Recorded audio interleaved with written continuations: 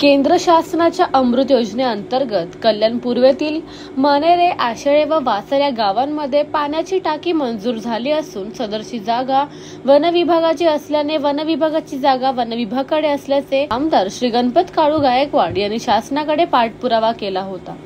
विभागाकडून ना हरकत प्रमाणपत्र मिळाल्यानंतर आता पाण्याची टाकी बांधण्याचे काम सुरू आहे। या सुरू असलेल्या कामाचे आमदार गणपत गायकवाड यांच्या पत्नी सुलभा गणपत गायकवाड यांनी केले।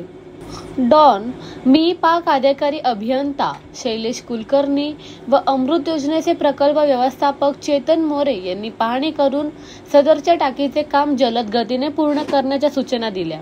यावेळी भालचंद्र जाधव, विलास मुकादम, भास्कर भोईर, शैलेश भोईर, बबलू भोईर, शहाजी कडू, जितू ठाकूर, आकाश भोईर, लालू भोईर, जयराम भोईर, कोमल जोशी, सरिता जोशी, लक्ष्मी जोशी, भावना भोईर, उर्मिला सज्जाद, उमेद जोशी आदी उपस्थित होते।